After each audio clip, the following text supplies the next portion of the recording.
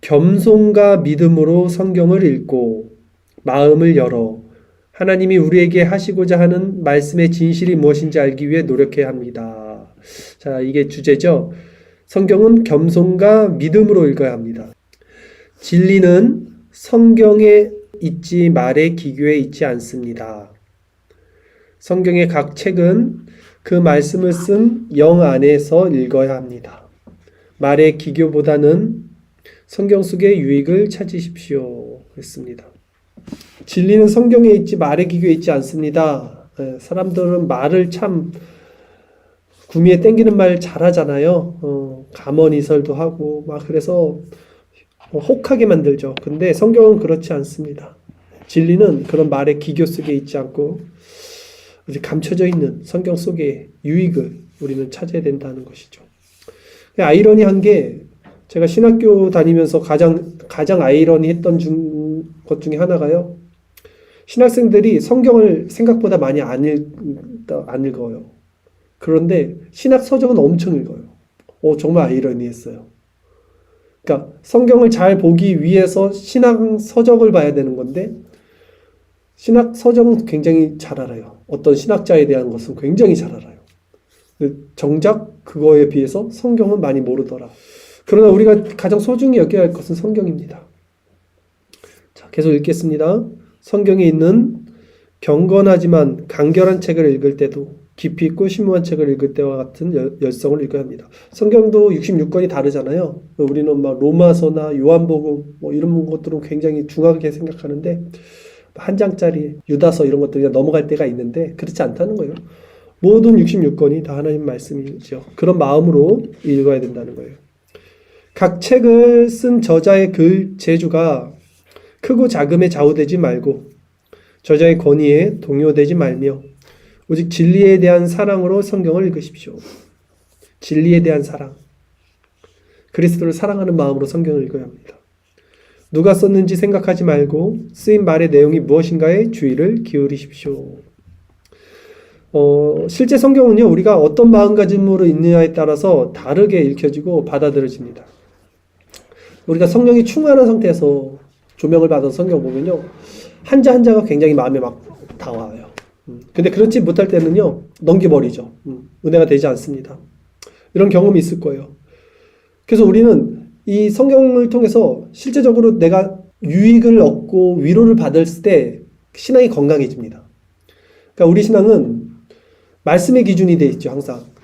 우리가 아침마다 말씀 묵상하는 것도 똑같고요. 그래서 말씀 묵상을 하면서 실제적인 위로를 얻는 게 제일 중요해요. 물론 안 하는 것보다는 하는 게 좋죠. 그러나 실제적인 말씀의 유익, 말씀이 달콤하다, 말씀이 너무 좋다, 이렇게 느껴질 때 있잖아요. 그걸 받아야지 신앙이 건강합니다.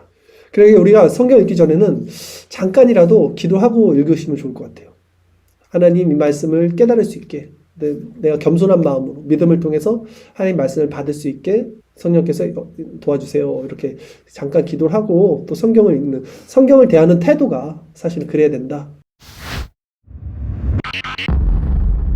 자, 두 번째, 사람은 세월이 흐르면 없어져 버리는 존재지만 주님의 진리는 영원히 계속됩니다.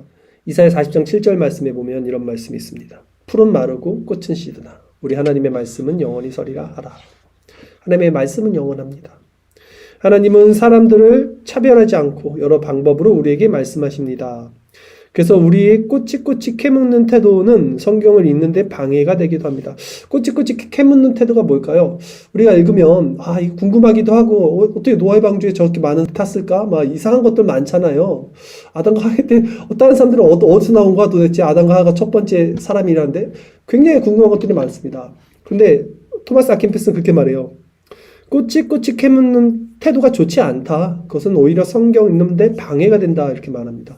오히려 단순히 그대로 읽어 내려갈 수 있는 경우에도 우리는 성경 읽기를 중단하고 토론과 토의하기를 좋아하게 됩니다. 그런데 토론과 토의를 해봤자 좋은 게 나오지 않습니다. 그래서 그걸 깨달아봤자 그 진리가 나를 어떻게 변화시키겠습니까? 사랑으로 나를 바꾸겠습니까? 그렇지 않죠? 그래서 내 마음만 높여지겠죠. 교만해질 것이고요. 내가 진리를 깨달았다는 그 마음이 나를 더 교만하게 만들 뿐이죠. 성경을 잘 흡수하기를 원한다면 그래서 겸손과 단순함, 겸손과 단순함, 그리고 믿음을 통해서 읽어라 하는 거예요. 겸손하게, 단순하게, 믿음을 통해서. 성경을 부분적으로 이해하려고 해서는 안 돼요, 사실은. 좀 이해가 안 가는 부분이 있더라도 우리가 그걸 막 파헤치는 것은 좋지 않다고 생각합니다.